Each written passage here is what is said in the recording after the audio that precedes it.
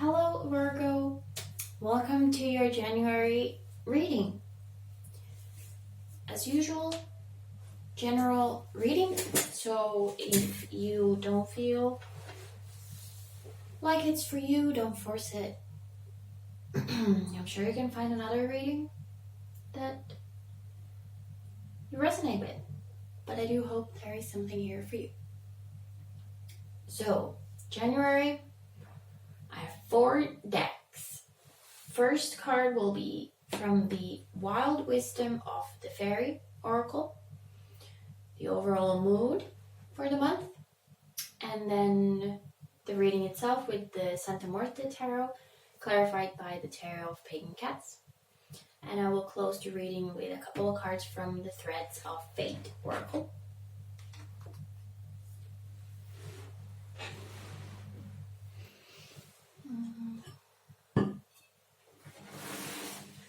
So let's see what happens.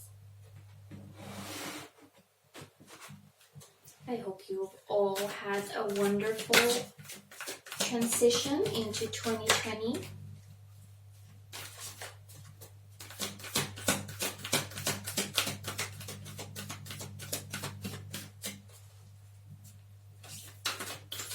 Let's hope there is good stuff for you in January. Okay, so overall mood for Virgo for January.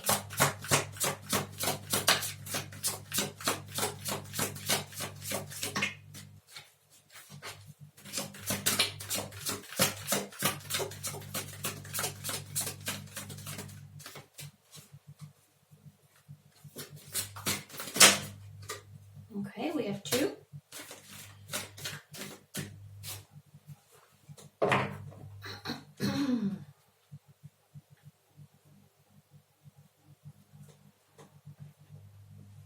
The bottom of the deck, we have scared to fly, the right moment, sensing out the right timing.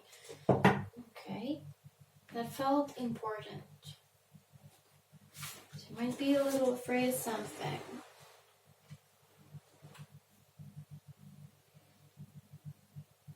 Okay. Wow. We have 45 and 35, so those might be important numbers for you, or lucky numbers.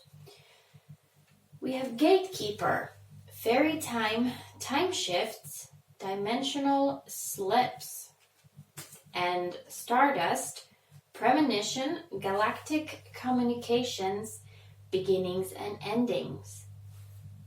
Wow. Dimensions, time shifts, galactic communications. This seems like a big month, Virgo. Big month. So big it doesn't even fit on the thing here. Let's try again. You gonna stay?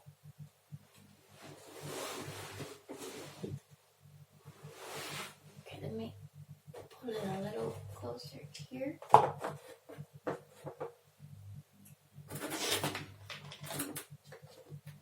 Behave.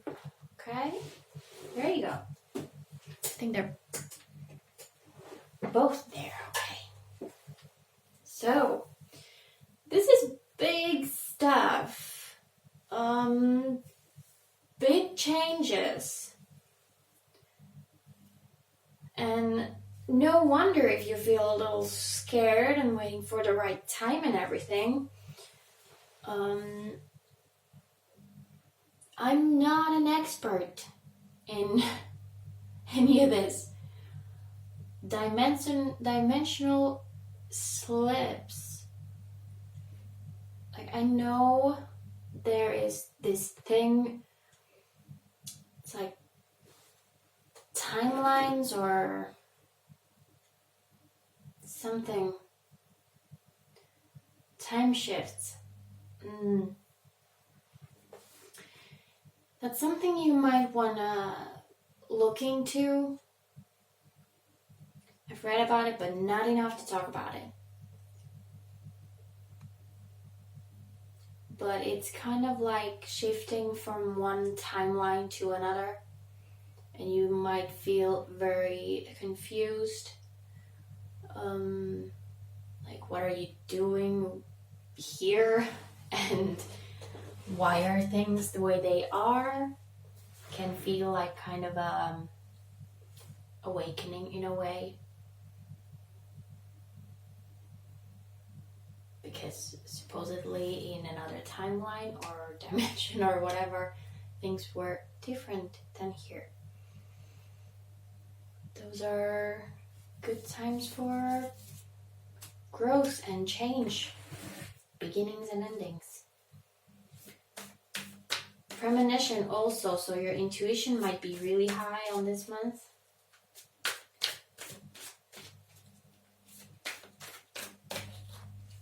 We also have fairy time there, so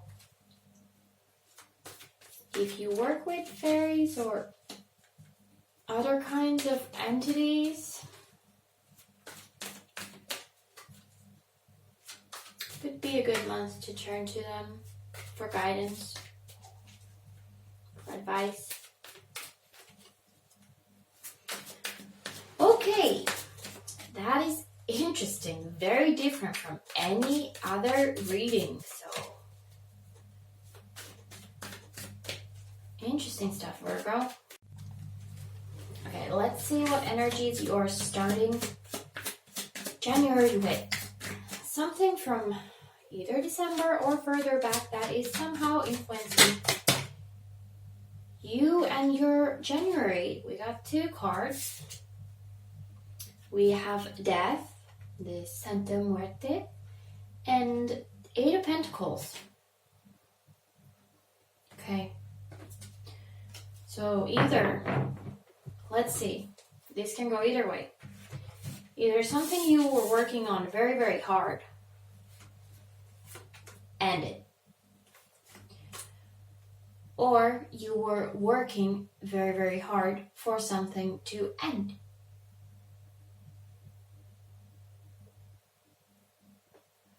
Or an ending is being very hard for you. These kind of terms like bring some uncertainty and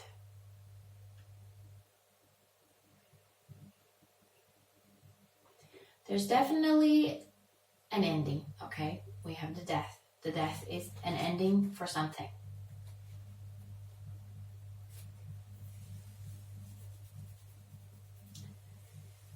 For some reason with this 8 of Pentacles, I'm sensing this kind of confusion.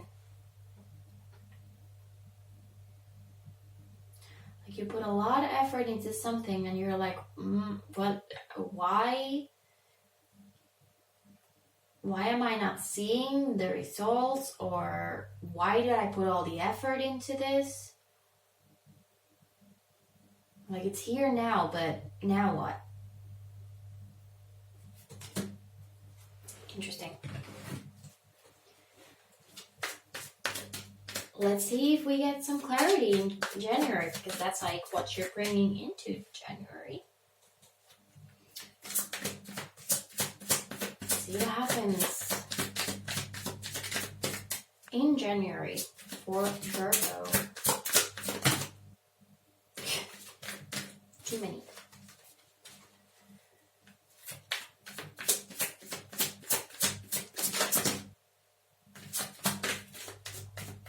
Well, good stuff, okay? We have the 4 Wands and the 10 of Cups.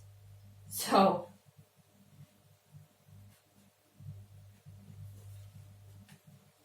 if this is a relationship-related reading, everything is wonderful.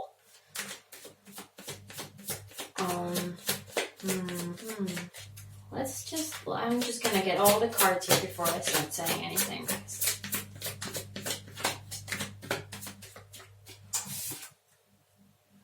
Seven of Swords. Yeah. Seven of Swords.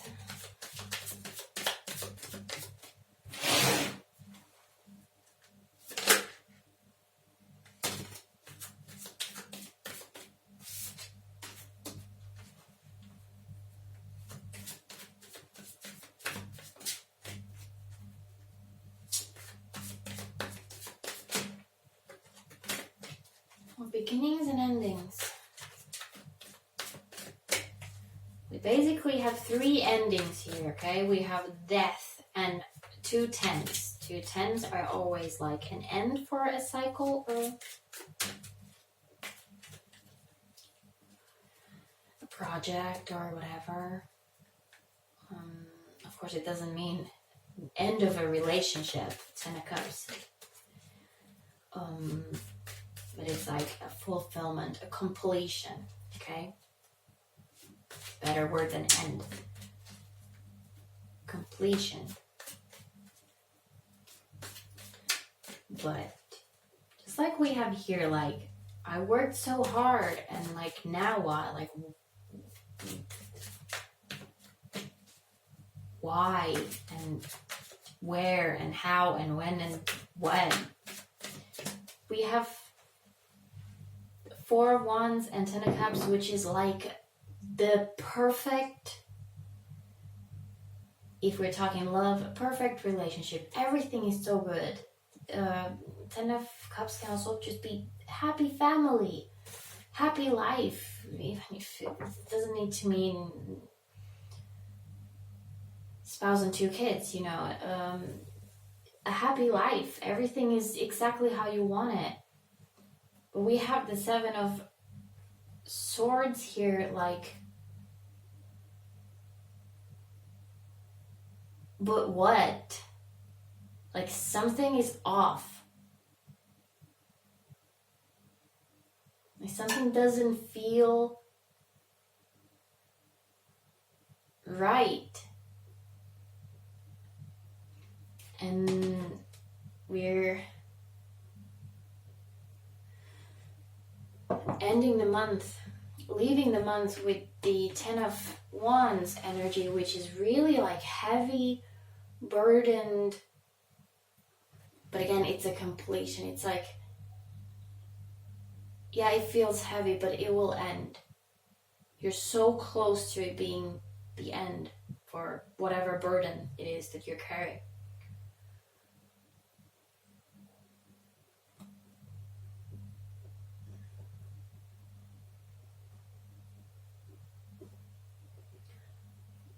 Really, the overall thing here, he's like, everything is so good, but what? Like, there are so many questions here. At the bottom of the deck, we have the Chariot,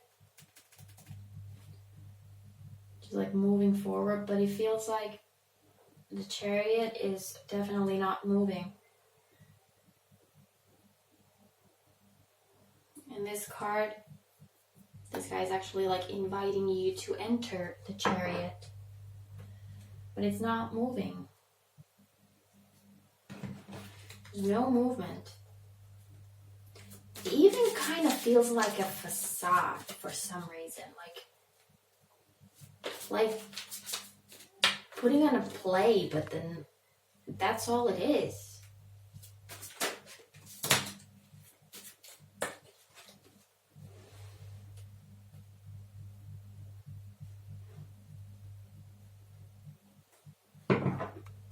What was the card that we had here on the bottom of the deck? It was something about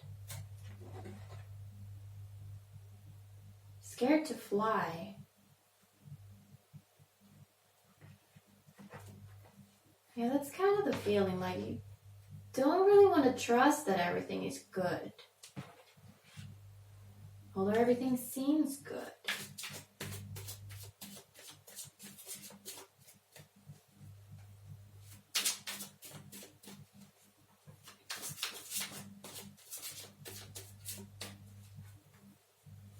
If that's the case,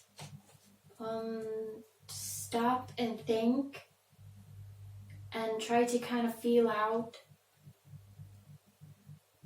what would you change? What is it that is missing? Okay?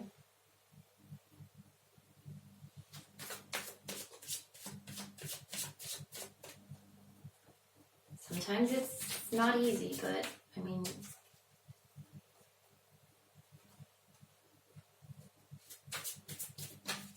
seems like these very big questions. Some of those questions that you might not even answer in this lifetime. This is very weird.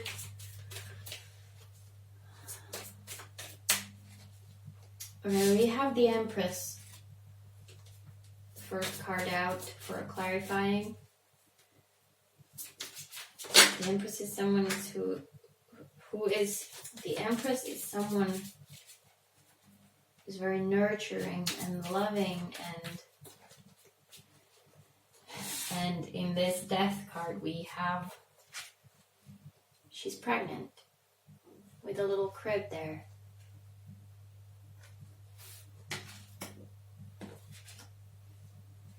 So there is this idea of new life, like even if it's death, it's not an ending, it's a beginning of something else. Let's see if we get something for the Eight of Pentacles. Don't fall. These cats are so jumpy today. There's Three of Cups, so celebration, happiness, friends, coming together and just enjoying life. Again, happy cards. And there's always this, like, on the back of the head, there's like question mark, exclamation mark. Something's off, something's off. We have the Stardust card there, says premonition, so it's, you might be sensing something that is coming.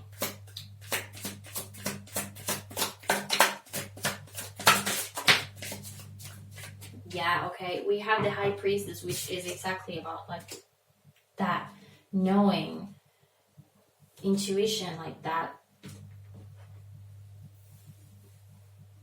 trusting that. But at the same time, even if you feel this sense of something's off, if things are good, try to enjoy the now. Don't get too focused on the but what if, or when. It was just here.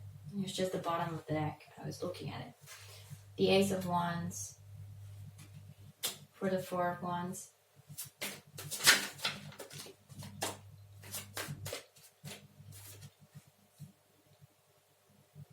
And the King of Swords.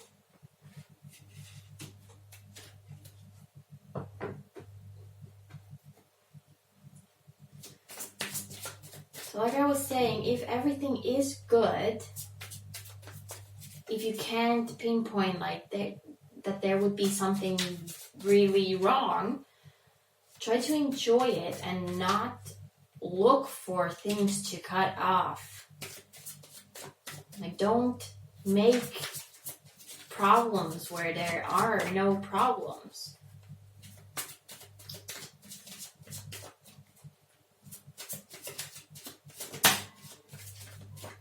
You have another king. The King of Pentacles. Oops, everything is getting... The King of Pentacles is really good, abundant, wealthy, awesome. It goes perfectly with 10 of Cups. It's like perfect life. Maybe even to the point that you're so lazy already because everything is so good. And maybe you start creating some issues in your head, like nothing can be this good. It's not possible for things to be so good. Something's gonna go really badly wrong. Okay, we have the Ace of Swords. clarity, truth.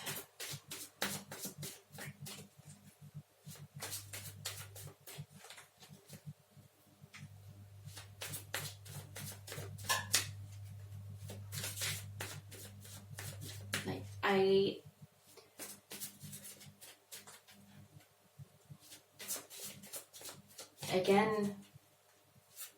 just want to say, like, don't go slashing with your sword, trying to find, like, obsessively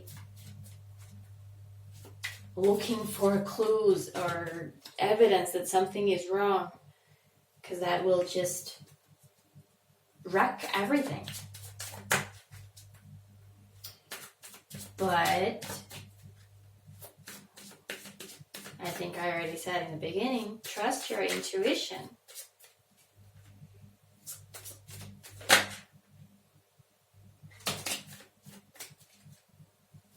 Now we have the Chariot. That was the bottom of the deck there.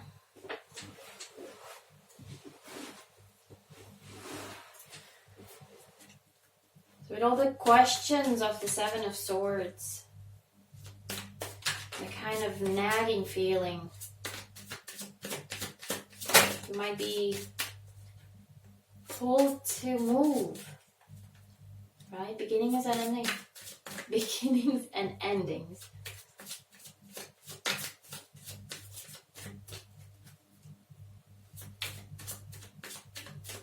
But again, don't do anything too hasty. Really reflect first. Why do you feel that way? Star.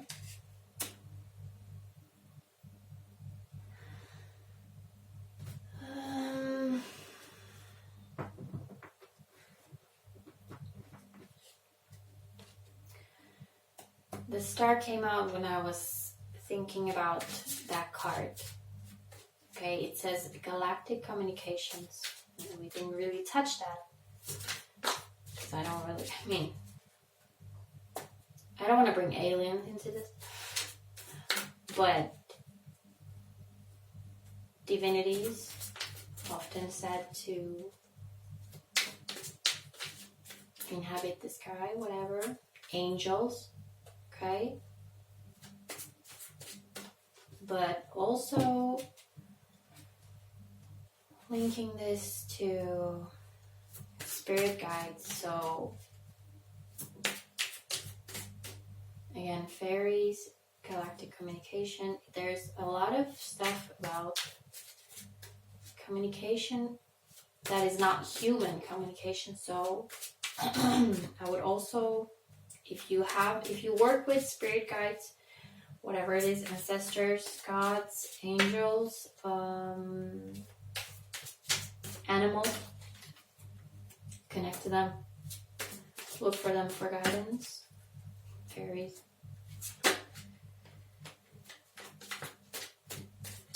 Before you make any drastic decisions. Yeah, we have the Four of Swords.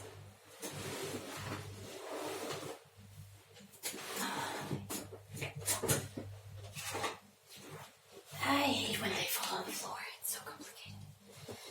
The Four of Swords is kind of like taking a nap, sleeping on it. Okay? There was something I wanted to say. Right. Just pointing out, we have Death, which is Scorpio energy. We have the Chariot, which I believe is Cancer energy. We have the Star, which is Aquarius energy. Just putting it out there. If it means something to someone.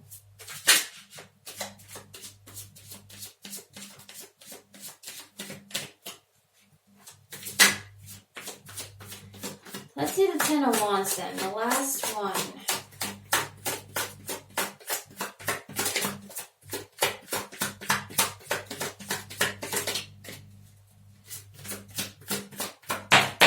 Oh, come on.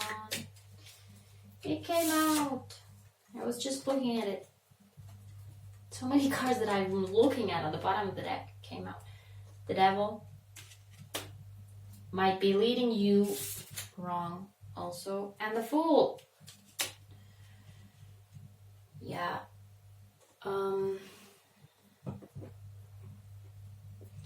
Somehow, I mean, I've been saying trust your intuition and everything, and we have the premonition, which usually is knowing something, okay?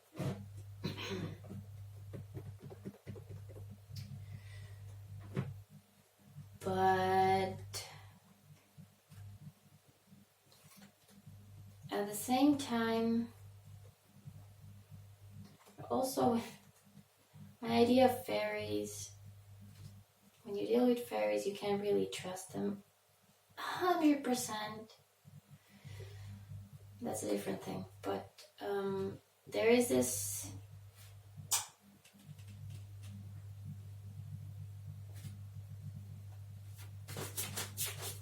like, I just feel like there's some energy here. Might be someone who might try to lead you wrong. Okay? They might try to put you to the wrong path.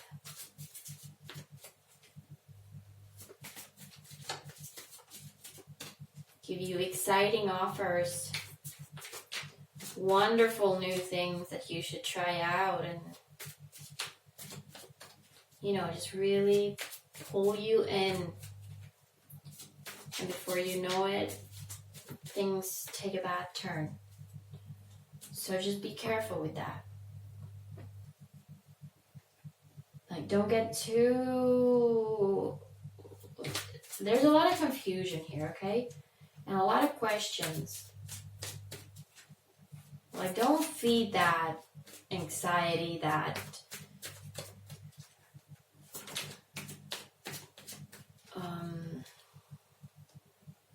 there's a word that I'm missing right now.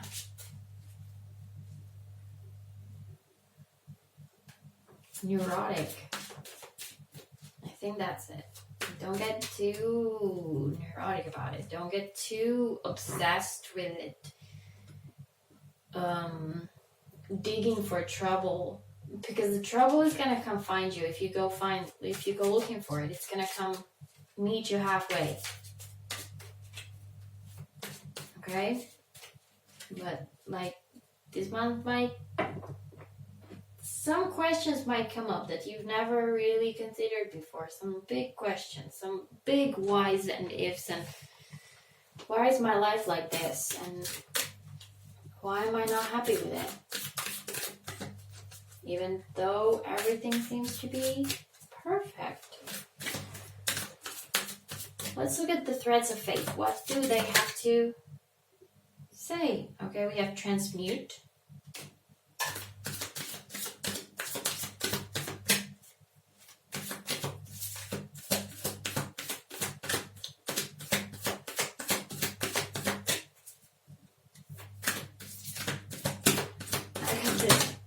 Song in my head, it's a Portuguese song. It's about only being happy where you are not, only wanting to go where you are not now, and only wanting to have what you don't have right now.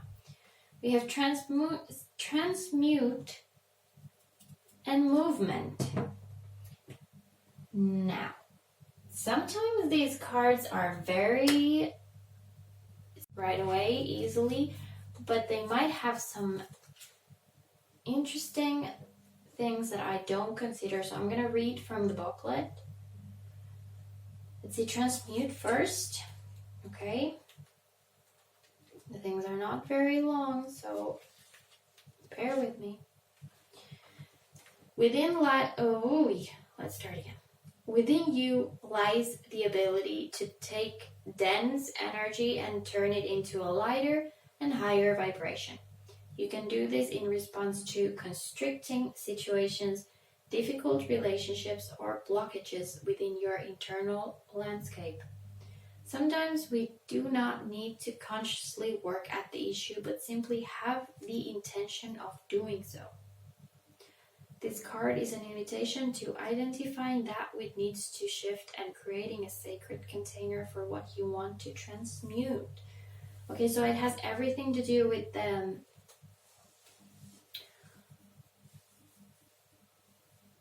big questions, like trying to figure out why and what, blockages, constricting situations.